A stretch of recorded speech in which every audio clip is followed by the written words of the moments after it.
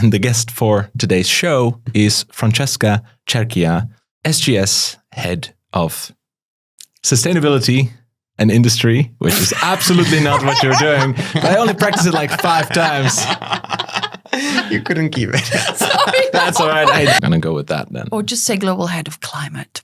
It doesn't matter. You're the global head of climate? Welcome to the Dubrink podcast, where we explore the ins and outs of CBAM. Join us as we dive into the latest strategies and insights to help your business stay ahead. Let's get started. Let's get started.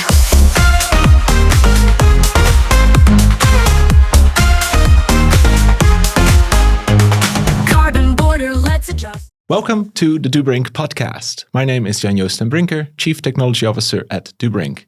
Today, I brought not Marcel for once, but my lovely colleague, Peter Spirec.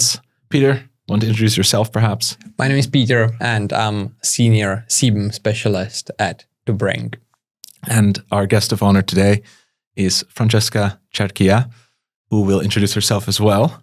Well, hello everybody. Nice to be here with you. I'm Francesca, and I'm the Global Head for Climate Solutions with SGS. Thank you very much for being here today. I'm very excited. I'm really looking forward to the podcast. Let's get started. The topic of today's podcast is obviously the verification. It's one of the biggest questions ahead of time. Loads of customers have sent us questions, and we've collected a few of our own just because we're quite curious where this conversation is going to take us. Francesca, I think maybe you can... Yes. So what does CBAM verification look like? Maybe I'll start by giving an update on the accreditation process. Yes. So maybe for the audience, we can even go one step back and what does that even mean? What does the accreditation actually mean? Why are we looking for an accreditation and why is this service under accreditation? So the accreditation is, in other words, it's a license to operate and provide a certain service, which is controlled, approved, and checked. So we have, as SGS, but equally valid for all of our competitors, and I'll even mention them, so BV, DNV, just to be fair. We normally operate across a variety of accreditation, and that is for management system certifications, but also for verification and validation. And that means, in reality, that we use the people that have the skill set to perform the job in line with a certain number of process and procedures that have been approved to deliver on that job. And on a yearly basis, the accreditation body comes and visits us to ensure that whatever we've done in the previous years been in line with those rules. Okay, so it's really a seal of quality. Okay. And is it that the CBAM methodology is built on the EU ETS methodology? Is it fair to say that? I think what is fair to say is that there is, or there are, a series of similarities, but also some significant differences. Similarities in the way the verification process is carried out. And that's purely because the verification process, no matter what you verify in terms of greenhouse gases, always follows the same steps. There's no difference between a CBAM verification process, an ETS verification process, or even a voluntary verification process when we go in the space, for instance, ISO 14064. Okay, so that is the process, and the steps are always the same. Sometimes the naming of things changes, or the output, the name of the output changes, or the way you name the non-conformities in general terms changes. Okay, but then there are differences between ETS and CBAM. I think we all know now ETS is at installation level, greenhouse gas verification, and CBAM looks at goods. So we talk about CN codes. So the boundaries are very different, but also sometimes depending on the good, the way we allocate emissions to specific goods. These elements do not exist in ETS. ETS consider the installation. So the boundaries are very clear. While in CBAM, the boundaries can be either the installation, the manufacturing site, but then they can expand to include the precursors depending on what type of good it is and what type of industry it sits in. Now, I want to talk about the boundaries a little bit later because I have a few questions on that topic. Let's go back to the timeline. So you are currently in the accreditation process. Do you already have a rough ETA at which point SGS would potentially be verified and able to carry out verifications? There's no ETA. I think any national accreditation body that provides an ETA would risk, it's a massive risk because it's a two-way process, okay? So during the accreditation process, the entity that has applied for the accreditation submits a series of documentation. These include verification process, criteria for qualification and sign-off of staff, templates, questionnaires, and the national accreditation body comes back with comments. So in turn, you've got to change or you have to address those comments. And then it culminates also in an on-site visit at headquarters where that is discussed. There might be additional corrections. So we don't know how many comments we will receive. We don't know what will be accepted and what they will require us to change. So I can say that the accreditation process have been opened by most of the national accreditation bodies. We know that there's not going to be an entity accredited before September, but between September and December, I am not comfortable in giving you any date in terms of when will that really happen. But it needs to be before the end of the year. So there will be definitely some names that will pop up as verifiers before the end of this year, correct? There will be names that pop up. There will definitely be names by the end of the year, but it does not need to be by the end of the year because you will realize that there will be accreditations coming also in 2027, if not in 2028, because we shouldn't forget that EU entities can apply for accreditation, but also non-EU entities. And most likely for those entities, the process might take a little longer. Mm-hmm. And what would the reason for a non-EU entity, what would the reason be for a non-EU entity to apply?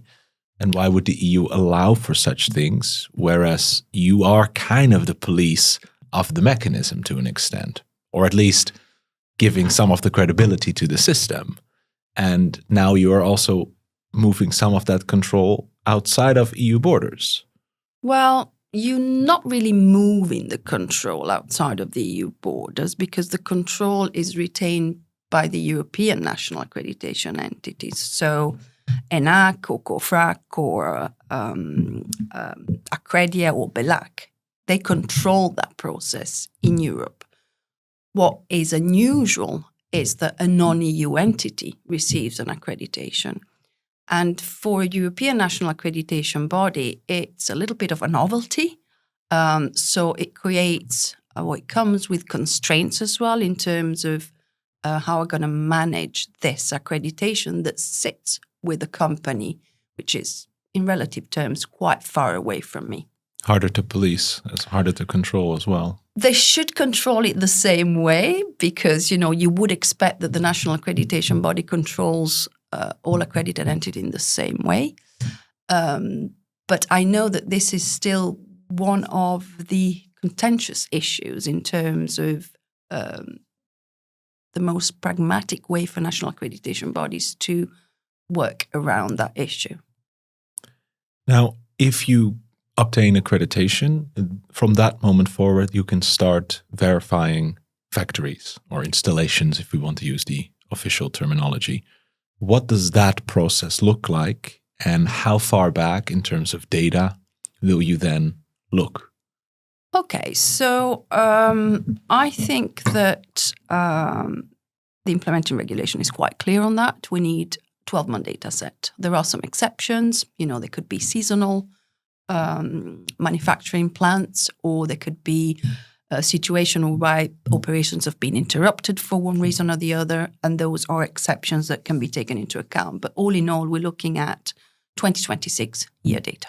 Okay, so that needs to be clear. But that would mean that you would have to be collecting data today if you want to get this year verified. Absolutely. Yes. And ballpark figure, how many suppliers, operators are doing that today? I can't even give you a ballpark figure. I can give you because personally, I don't know how you see that from your experience, Peter, but I would guess they are not ready for that. Not at all. Not at all. So I feel like, there's this perception of many of the importers.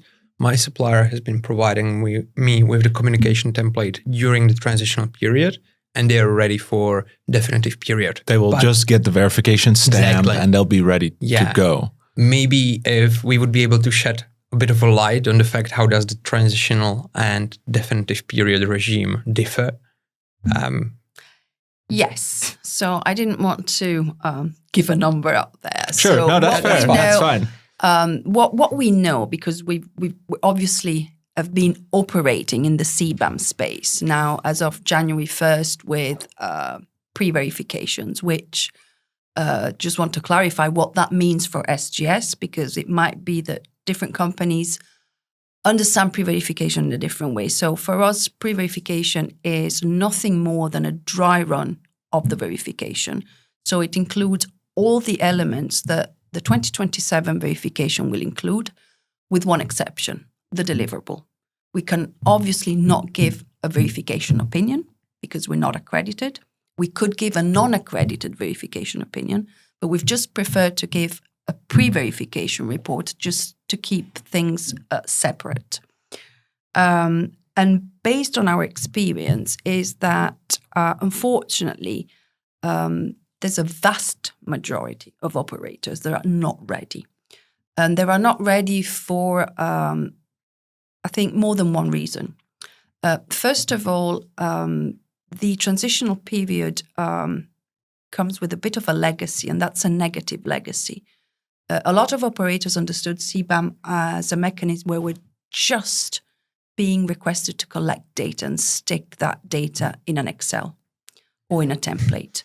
And many of them believed that that was about it. And then at some point in time, the verifier would come just to check that the data that they had put in that particular template or in another template was correct.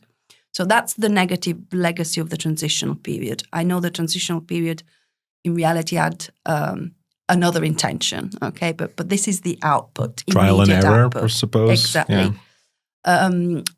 So we're facing that. So we're facing a situation where, especially in the mid, small size companies, and especially in APAC, we have operators that still are surprised when they come to us and they say, I would like a pre-verification. And we say, okay, we need 3 things to start the pre-verification. We need a complete monitoring plan. We need an emission report, and we need the raw data that either in the way you've collected it or through a platform. If you have used a platform, we need either access to the platform or screenshot that we can understand. And that's where it stops, where they say, but no one told us that we needed a monitoring plan, and what exactly is a monitoring plan. And I think potentially 80% of the operators at global level don't have a monitoring plan, and potentially have so far collected data and consolidated data not in line with a CBAM methodology for their scope. So those would be GHG methodology, perhaps, or like completely different. It could be a 14 EPDs or 64. We've like seen that. EPDs. Companies have given us 14 or 67 for product footprint, thinking that, well, this is the product. So, the CN to them was the product, and say, well, I've done something. I've got my LCA, or I've got my 14 or 67. There's this inconsistency of, understanding of CBAM because, we are asking the suppliers, do you plan to provide verified actual data? Yes. But when you ask them about providing a monitoring plan, they're like, what the hell is this? Right. And there was also this peculiar decision that was, I think, first publicly disclosed by the European Commission in their webinar, that they will not be providing templates for the monitoring plan.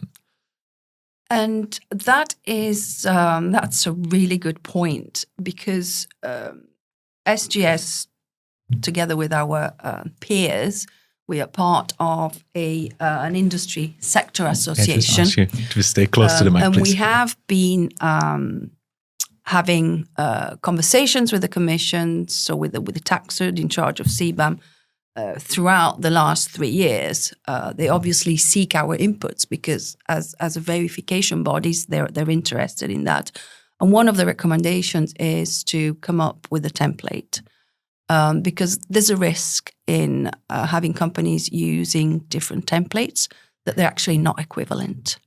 So you might have two installations manufacturing the same good with the same CN code, the same manufacturing process, potentially in the same country, with two different monitoring plans in terms of templates. And that could, to a certain degree, skew the verification. You might have two different outputs. What do you think the reason is that they don't have these templates ready? Is it a resource constraint? Is it perhaps something that they thought wouldn't be necessary? I don't think they could say that they don't have the resources available. I'd be surprised if that's the case. I just think that because ultimately this is around extraterritoriality. This is not the EU. So I think they're trying to create a system where there's less intrusion as possible. Although, the importers remain liable in the EU. One could argue that within the implementing regulation on calculating embedded emissions, there's this monitoring plan and 22 points mentioned. Is it this a template? Because that's also something what we're hearing. We follow these 22 steps, put some bullet points there. Does it do the job? That is a good table of content for a monitoring plan. Okay. But it's a table of content. So what the regulation says, as a minimum, these should be included. I think people really need to understand. I mean, some are rather simple, name of the installation. Yeah, hey, okay, I know that, I hope. But there are some other ones that need a lot of really relevant content, especially all the part around the control mechanisms that the site has implemented, or the way that they do their internal risk assessment. We do require verification. We expect that the site has done the risk assessment in terms of data gaps, data quality. And this is everything that needs to come into the monitoring plan, but it's not spelled out in the regulation. So that's why I call it's a good table of content.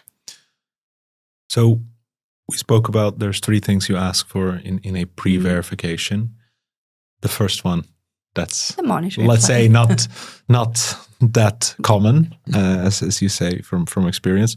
What about the other 2? What about the raw data? So the raw data, so that is, exactly the data that Emissions, they've collected. yeah. It's emission sources, emission streams, where they're coming from. And they might have collected those with the support, or consolidated rather, with the support of a digital platform. It could be you guys, Dubrink. It could be any other platform that has been developed to that extent. And that's the data. And we need the raw data because ultimately that is the magic number that we need to confirm as being accurate. Now, one of the data elements that is missing in that communication template is the specific embedded free allocation. True. Do you have any information that the European Commission might be working on a Excel template for the definitive period, or because we miss critical information to be able to calculate our exposure, to be able to verify with that sheet? You're right. And we've got clients asking, so how are we going to do with that? I would expect an update or an updated template that will also include the CEFA. I wonder if they're just waiting for the EU benchmarks to be available to make that. The EU ETS benchmarks. Yeah. We touched upon the timeline. Verifiers getting accredited. But we keep hearing a lot about this pre-verification process. When does it make sense for a supplier to get pre-verified? Is it after the first 2 quarters? Look, pre-verification is a completely voluntary exercise. Okay, nobody's telling the operators you need to pre-verify. I think it's just something wise to do, especially if you want to provide your clients peace of mind, because ultimately it's the client that needs to calculate their CBAM liability. And potentially they might want to put in place some sort of contractual arrangement whereby they agree, who's going to pay for this? How is that going to work? So for me, it's wise to do it. If you really want to get a feel of where do you stand, how close or how far are you to be able to successfully verify in 2027. It has no legal validity. And I think one of the things that really at the end moves the needle is who's paying for that. Operators are really happy when it's their European client paying for those, but they're not very happy if they have to pay it themselves. And they will potentially seek local, cheaper options that may or may not give them a level of confidence that they're ready. So really, it's not something that you can enforce. It's a good practice. Good practice. So on top of the quarterly reporting, we see some of the suppliers sticking with the quarterly reporting in order to make sure that the importer is, feeling safe and having a good sleep.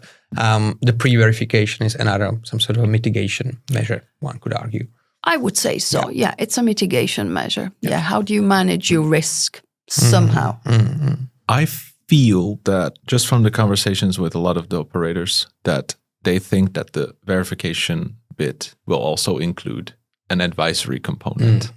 That the consultant or the verifier, it's one and the same, and they will just pull you through that verification process. We got this.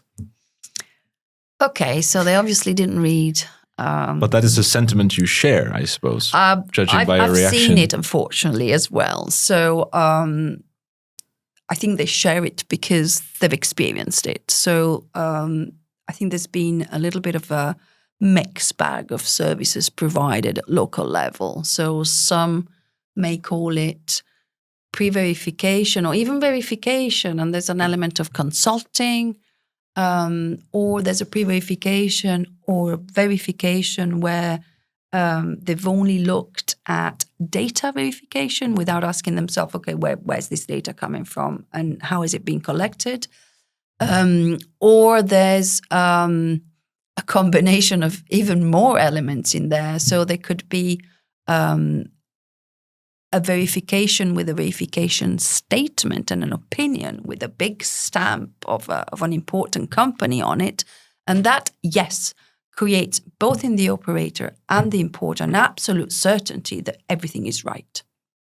This is actually squared. Yeah, this is exactly what I was showing you just before the recording started, right? That everything. But we can't do nice. it. So those entities that have applied and will apply to be third-party verifiers cannot provide consulting and verification. There's absolutely no way. There's a conflict of interest, and it's very clear in the regulation, but it's also very clear to our industry as a whole, because we live and we provide services managing the conflict of interest constantly.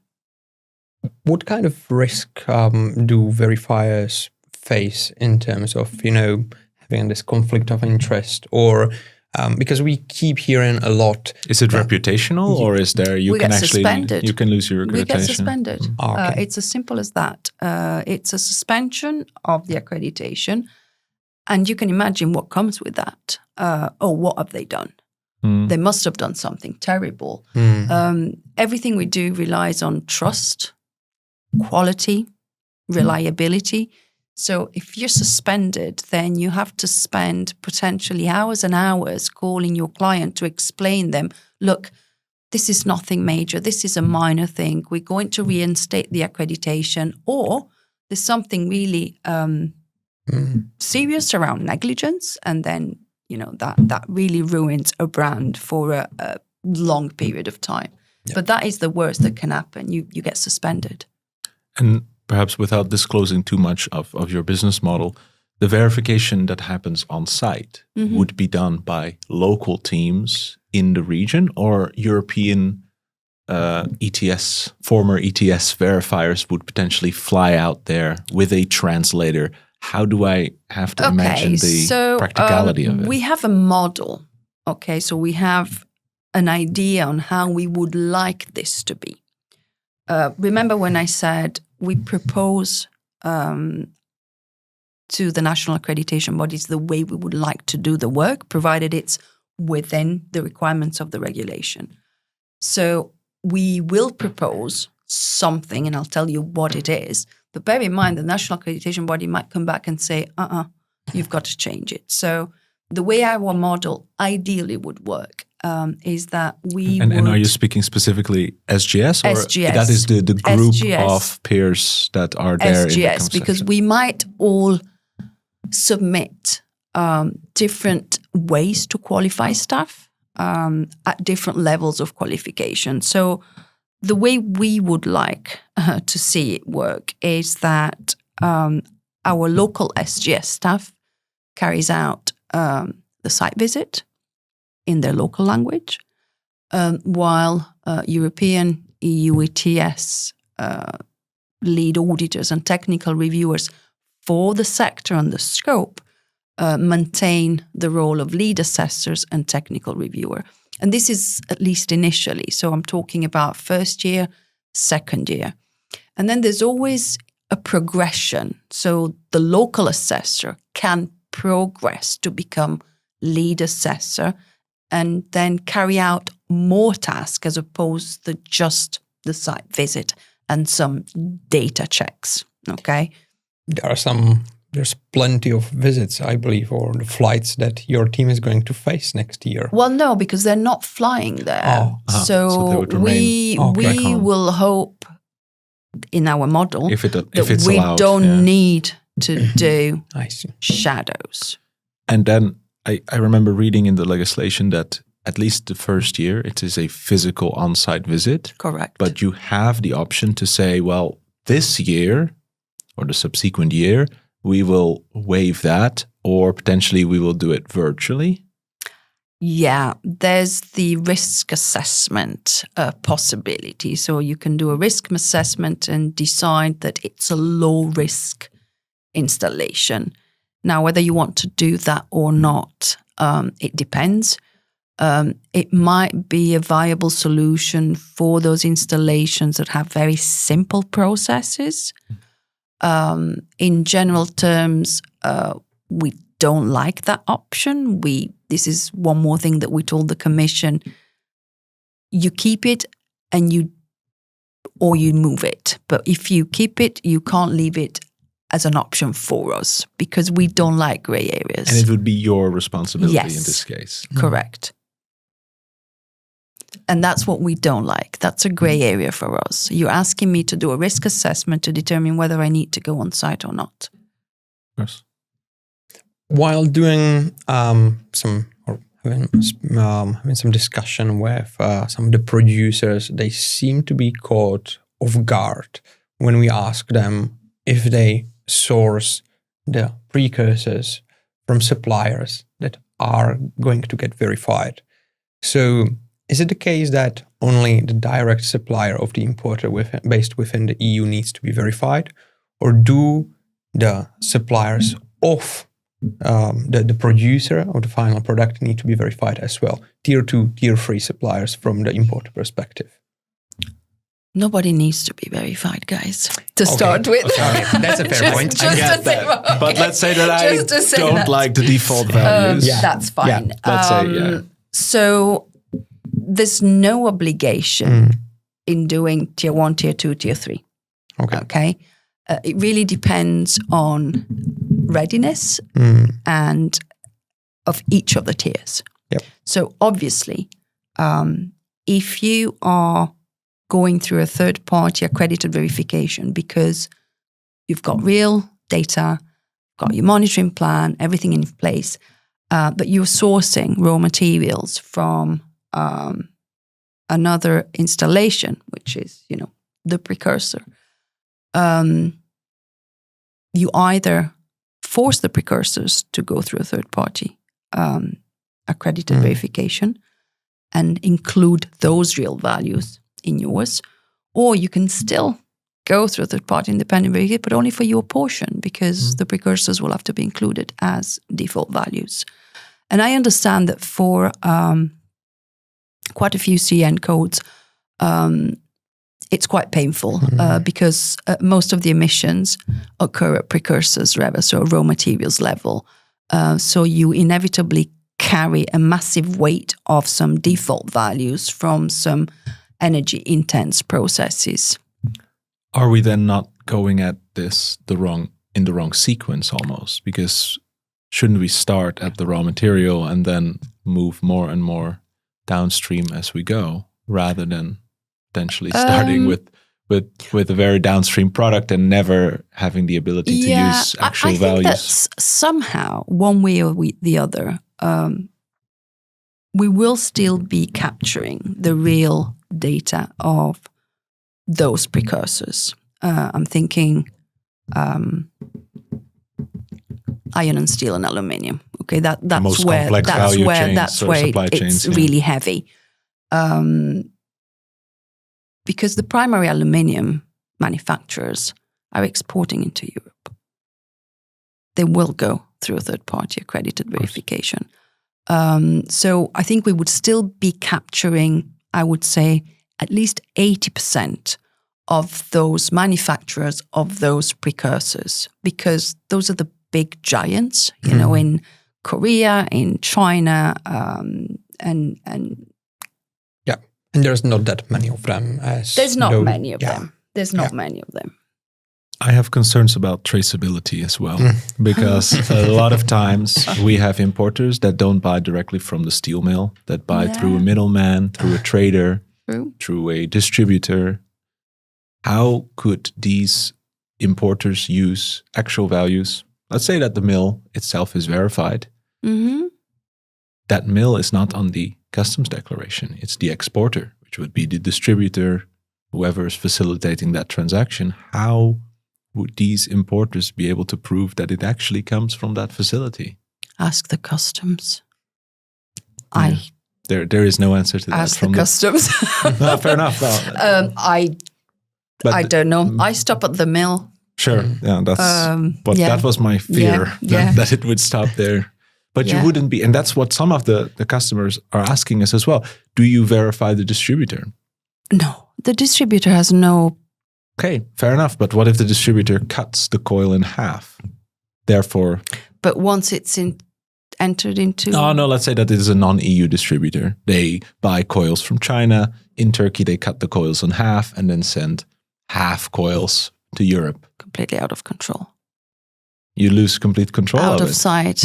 Out of sight. Because let's not forget, all we look at, it's the physical boundaries. So if then it's packed and stamped and somebody opens it and mixes, then... Yeah.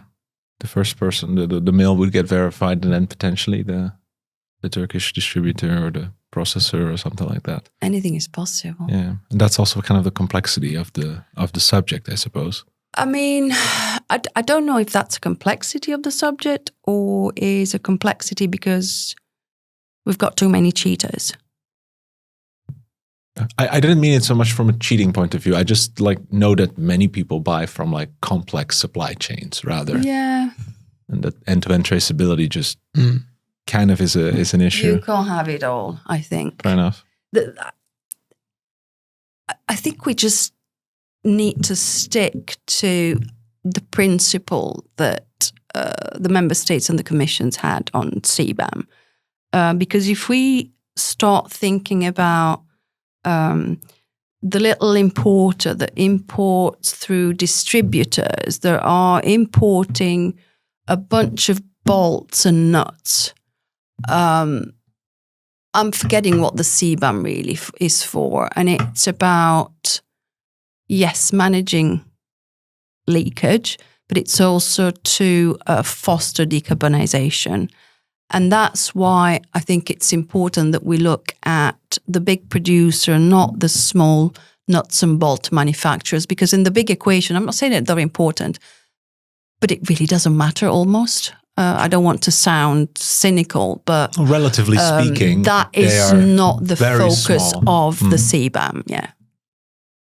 Now, I do want to ask you one more question about this, which is about downstream products, though, because the downstream scope expansion is potentially going to bring more of those relatively small players into scope.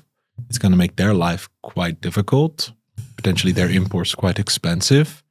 How does that fit into that same story you just mentioned? I don't know. I was actually quite surprised with the sectors that they want to include. I was expecting personally something completely different. I was thinking, it's the turn of the chemicals. It's the turn of, I don't know, glass.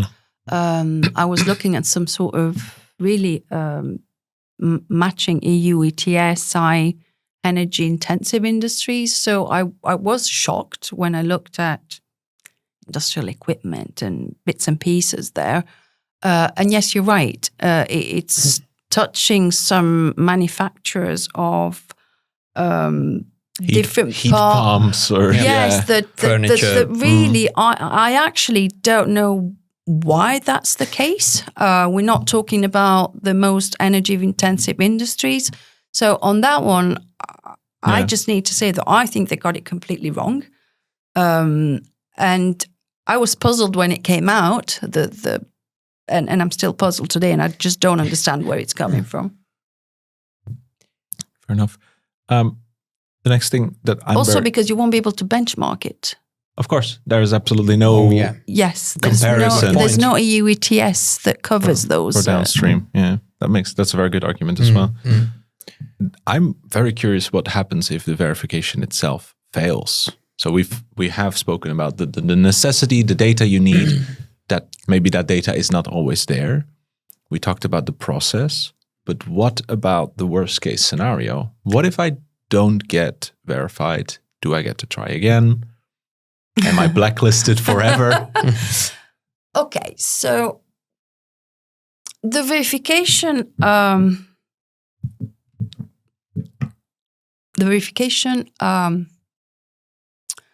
has an end stage, okay, where there are three types of, let's call them in a generic way, non-compliances. One is called a misstatement. The other one is called a non-compliance, and another one is called a non-conformity. Then in CBAM, we also have improvement opportunities, but those don't determine success or failure. The misstatement is issues with data. Okay, so it's an issue with the materiality threshold. And the operator needs to correct that. So the operator has the opportunity to correct that. Okay, so I made a mistake, fix it. And can you give an example of the types of mistakes that would fall into that category? So we look at, for instance, total embedded emission of reported by the operator, just to do a rounded number, 10 tons of CO2 reported by the operator. And we know that there's a 5% materiality threshold. That's really the cutoff. But we know that because we review all the accounting, that actually we're talking about 18 instead of 10. So that's Much a higher. material issue, and it's a misstatement. So the operator needs to correct it. If the operator refuses to correct it, it's automatically a negative opinion. Okay. Then we have. Can I then go and ask another verifier to do that? To verify me again? No, you don't need to. You don't. If they fail, Let's say that they fail with SGS. so they don't Could want to correct it. Let's say that they don't want to correct it with you because they feel that. Well, the negative opinion is official. It's an official negative opinion, and there's in this case not much they can. Correct. So they can verify again the following year. But for the really? you can always verify for the next verification period, but not within the same period. But you can't fail with one and go and get another one because it's an official. That was my that has a legal validity because it determines the CBAM liability of the importer. Of course. Okay. I understand the mechanism. I am just a little bit surprised about how that is going to. So the national accreditation, our national accreditation bodies will get a list of our contracts as well. So that is really a clear trail of evidence. And, a company that underwent verification and ends with a negative opinion, it's a negative opinion for the reporting period. So 2026, and that would be like, I don't know, mill identifier or installation ID linked everything, or because something, in the address. verification template, you've got even GPS data of the installation. Never filled out, but but it's you can't get it wrong. So that's the misstatement.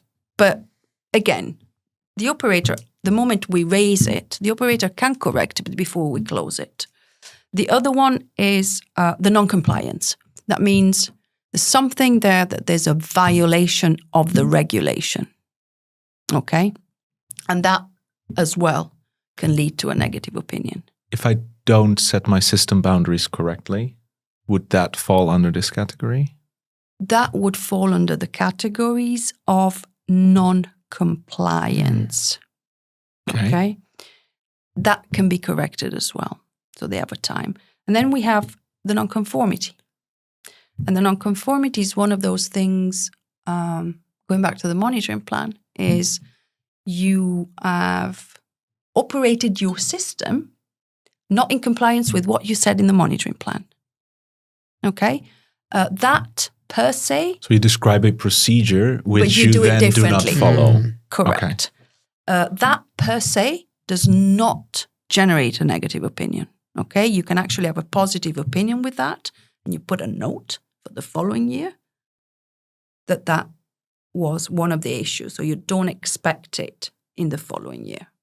Okay? Because then it would become a non-conformity potentially. These can upgrade. Yes, you can upgrade. It's like them. if you ignore them for too many months or in a row, then it will become a problem next cycle. So if misstatements or non-compliances cannot be addressed, then unfortunately it's a negative opinion, and the reporting will be on default value.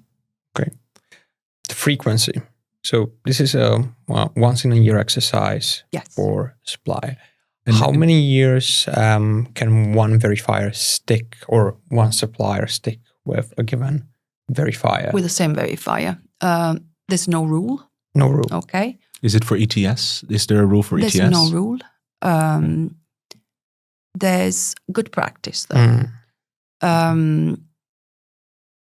One of the good practices is that you don't necessarily change the verifier, so the company, you change the team that's verifying. Okay. It's used a lot because for companies that verify and actually see a benefit of the verification, because one of the objectives is really to find opportunities to improve, do it better, get your data as granular as you can get the base data possible. So that's the benefit. And for companies that believe that has value, they even ask sometimes, I want a different team because I want them to look at things with a different pair of eyes. Otherwise, there's the concept of familiarity that creeps in, and it becomes a little bit of, when we develop muscle memory. Oh, yeah. Fresh pair of eyes can maybe give some new perspectives to the same. But it's not so frequent that a company decides to change the verifier, so the company altogether. And I think there's a reason for that as well. Because the verifiers do somehow get into the nervous system of the company, right? So we get to also see a lot of information that's quite confidential, competitive advantage data. It takes a little bit of time to understand how the company works. So once you understand that, it's obvious that every year the verification takes less time because you've already digested how that company or that installation operates. And for clients, sometimes to start all over again with someone new is like, oh, no. That is pretty fair. Yeah. In your view, if I wanted to get my suppliers ready today, are they maybe a little bit late to the party? I don't think it's late to the party. It's never late to the party. It depends on what is the level of effort that... Fair enough. But if I need a year's worth of data and I've never collected that until today, I'm going to have a problem next year. You've got a massive gap, of course. You have a gap.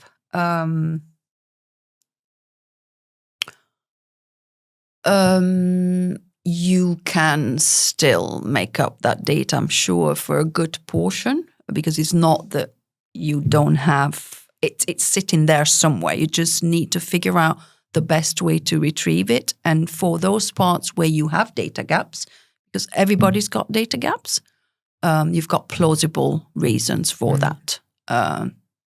So, what percentage of data gaps is tolerable? What's materiality? So, fair enough. Okay. Yeah. But should they start with the data or the monitoring plan? I don't think there's one or the other. They can start with any. Okay. Data collection is one thing. Then you've got data consolidation, data manipulation, data quality. That needs to be in the monitoring plan. But you can start collecting data based on the requirement of the regulation and then draft the monitoring plan immediately aftermath. I don't think there's a sequence there that is standard. Okay, I see. Provided that you make sure that the two are aligned so that you're not doing the data and then you write something different in the monitoring plan, because that will end up in a non-conformity. Okay? So if I get verified in October, let's say that everything goes well and by September you guys are allowed to do verification. Let's say that in October or even November, it doesn't really matter, I get my stamp, my verification report. You can't. Why not? Because you don't have the full data set for the year.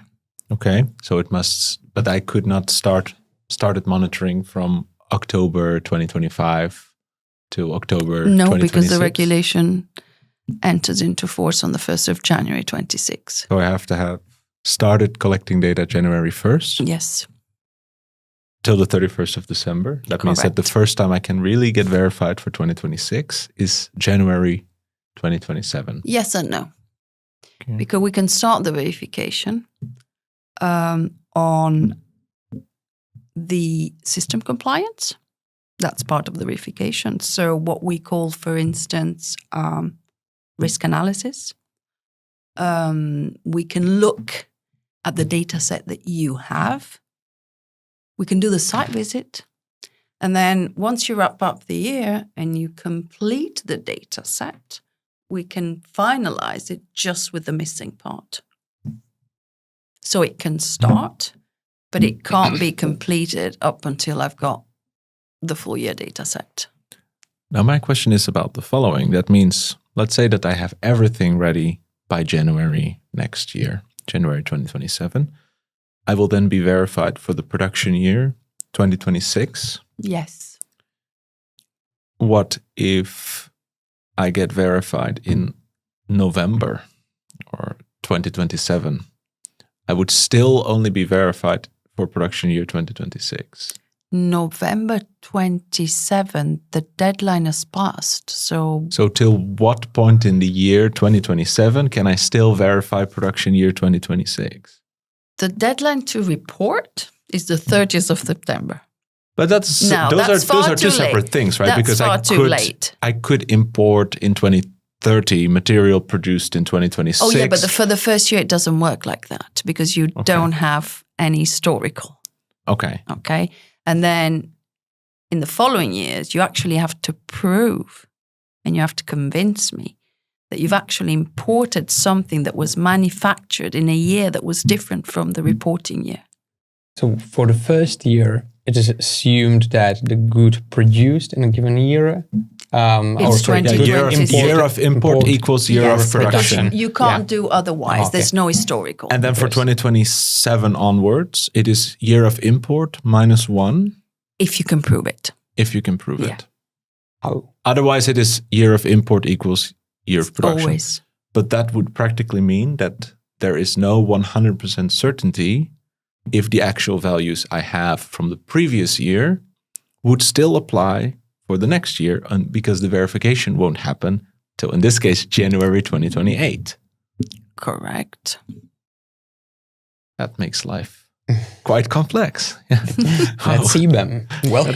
But I don't see, it's going to be not so easy to actually prove that whatever you've imported was manufactured in the reporting period. Yeah, It would have to be labeled. It's not as simple as that. Yeah.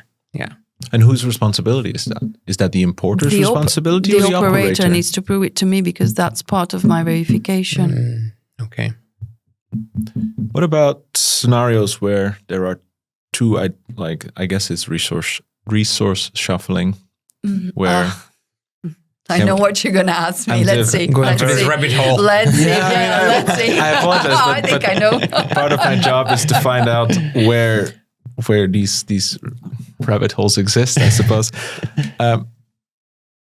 Is it a possibility that I'm a producer, I buy coils from Indonesia, raw material from Indonesia, very polluting, and maybe Japanese coils? Perfect. Shiny. EAF production, things like that. Can I set these up as two separate production processes, given that I'm not exporting the Indonesian steel to Europe? Are they really two separate production processes? Different Two production lines? different customers. No. That's not an issue. That's not a production line. When I go on site, do I physically see two separate production lines? Yeah. I don't own a steel mill. You probably Well, don't. if I see, so it's just a hypothetical. if they're really two separate production lines, and I've got evidence that the Japanese is exported into Europe while the Indonesian is exported into China, there's no problem. But we've heard a lot of situation where they tried to force it.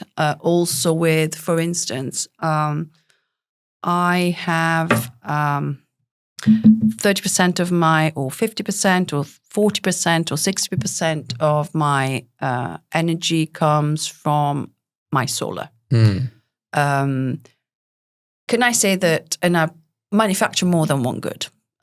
Only two are CBAM goods, the rest is history. But 60% of, 100% of my solar goes into the CBAM good. And I was like, how do you know? Okay.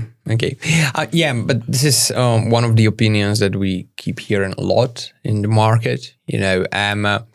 I personally assumed, even though they would have two production lines for the same CN code, you cannot define it as two separate production processes. Because, it's still one CN code. Fundamentally identical in nature or something like that. So I would imagine if it would be a different installation, but the same operator, I mean, in that case, yeah. But then it would already by default be a different production line. Oh, yeah, that's correct. Yeah. Are there any questions that you may want to ask Francesca? Because this is your chance. Let me ask you some questions. Oh, didn't expect that. No, go. I'm ready. No, go right ahead. Are you ready? Just, okay. Sorry. Yeah, just stay closer to the mic. That's fine. Sorry. I think I've got one each. Oh, So Peter, that's for you. I know that Dubrink works a lot with importers as opposed to the exporters, but it really to help them to get, I think, visibility on the value chain. What are the issues that you have actually noticed importers are facing? And more specifically, do they actually understand when the exporter provides them with data? What are they reading into? I believe not at all. In most of the cases, they are accustomed to receiving the communication templates, and there's one value they're looking at for a given CN code, SEE, right? But only because the CFA's not there yet. Yeah. But if they're lucky enough and they're provided with the full communication template, so not only the summary pages but also the sheet with the purchase precursors, they do not understand how to read it and how to read like what is the net mass share, what is the emission factor of the precursor.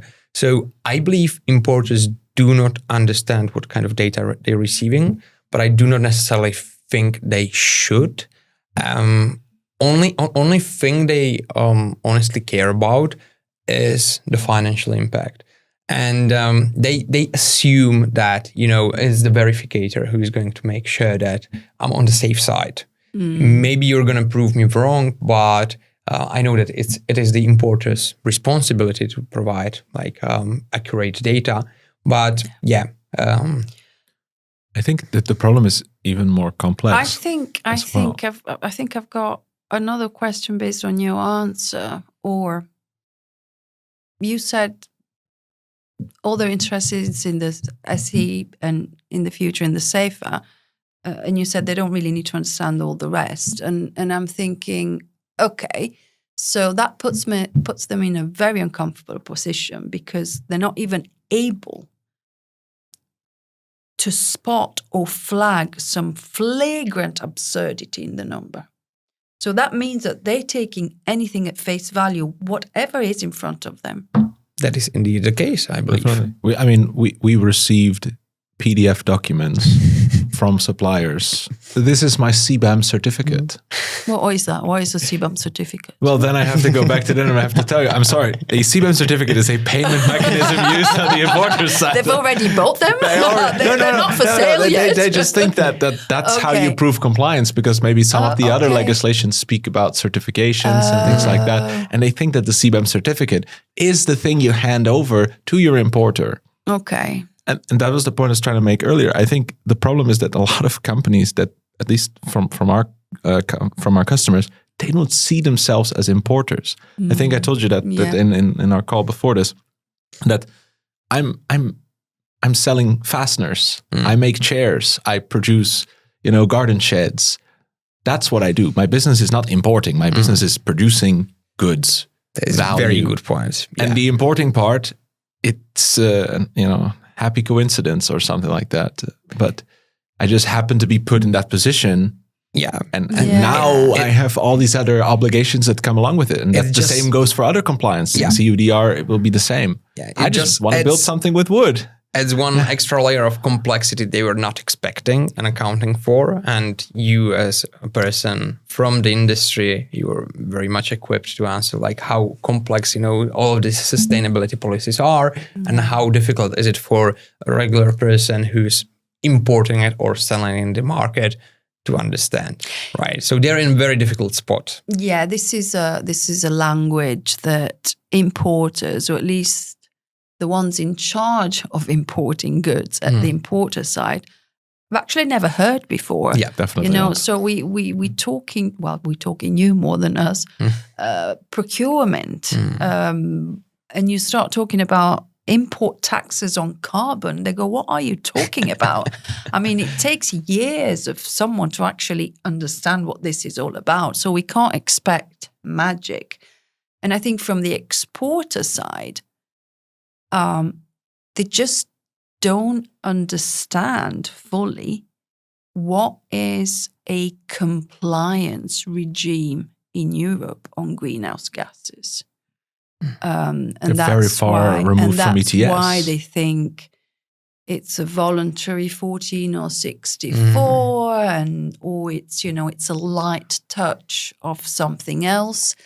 And we can't expect them to understand that either. But I think we can educate them. The problem is that the education period was the transitional period, and nobody was taking CBAM seriously. All interested party was praying that it was going to go away together with the CSRD. Yeah. But the CSRD went, but CBAM stayed. That's why the UK CBAM starts with definitive period already, and there's no transition period. Yeah. Correct. Yeah. But it's going to be fun, guys. I'm really looking forward to see what happens next year, of course. But, we're already working on a series of pre-verifications, and we've seen a little bit of everything. Some really good stuff, some average and stuff. These would be fixable. Larger facilities then, I suppose. Yes, but also some savvy, not massive exporter from Turkey, for instance. Yeah.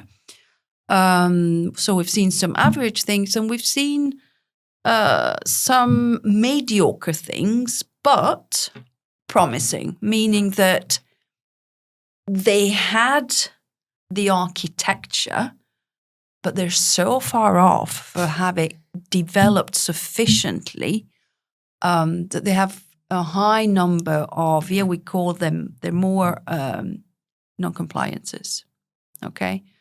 So it's really infringement at regulation level. That you wonder, do they have enough time to actually fix all of this? But we'll see. We'll get there eventually. You said you had a question for me as well? Yes. Okay. For you, is there anything else, or are there new features that the Dubrink platform would bring to help maybe verifiers in their work? I mean, you're setting me up because you know what is coming here. No, I think, what is that? That's what you're doing. I know, I had to keep my hand. Marcel told me to keep my hands above the table, but now it makes me very self-conscious.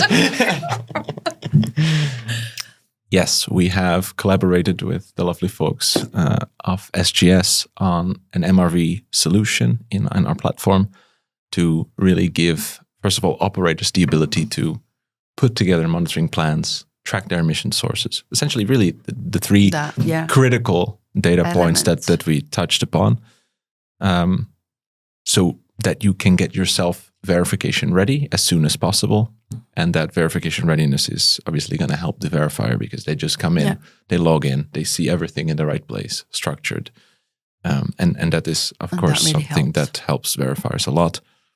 We try to reduce the time to get verified, but also there's a lot of things involved in a full scope verification. So it depends on if the verifier has also verified the precursors. Yeah, absolutely. Are we going to wait until we have the verified emissions from our precursors?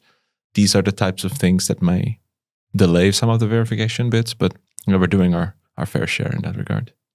And I think, any digital development these days will support verification, not only in terms of speeding it up.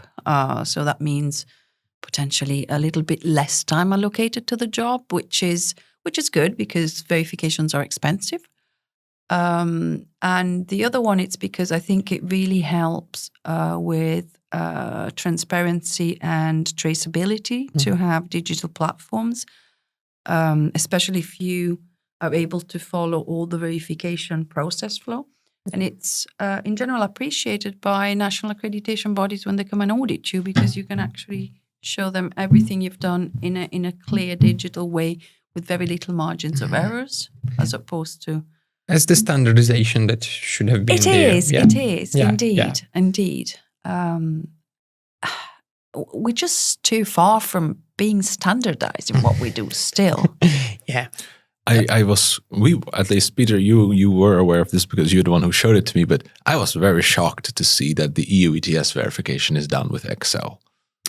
It was a surprise for me. Yes, it's an Excel. It's very similar to the communication template. Makes you wonder. I remember when the first time that the CBAM communication template appeared, we were like, oh, this looks familiar. And there were lots of exporters saying, what am I supposed to do with this? I don't even understand it. And it's very EU Commission style, that. Yeah. But if you think about it, it's been like 20 years now with the EU ETS, and we're still going with Excel. Tomorrow in the ISCBAM summit, I'll speak a little bit about some of the crazy security vulnerabilities we've seen in Excel, but I'll save that for tomorrow. Oh, that'd be really interesting. I'm looking forward to that. That being said, we have come to the end of this podcast. I really enjoyed it. I've enjoyed it too. It was absolutely amazing to have you here. Thank you very much for being here, for sharing me again, and for sharing your insights. I mean, perhaps it would be very nice to see if we could do a check-in once the verification process is actually absolutely. Live, that'd be really interesting to hear some of the stories on the ground. Yes, happy to do Wonderful. that. Perfect. Thank you so for much your time. Thanks, Vita. Thanks, JJ. Then for now, I'll leave you all here. Thank you very much for watching. I wish you a nice remainder of the afternoon. And if you need any help with CBAM, you know where to find us. Lovely. Thank you. Innovation leads the way. Join the Dubrink podcast today. Step by step we pave the way. CBAM knowledge every day. Bright solutions, clear and true. Gain the edge, we'll guide you through. Thanks for tuning in to the Dubrink podcast. Remember, with the right insights and strategies, CBAM can be your competitive advantage. Join us next time for more expert advice and solutions.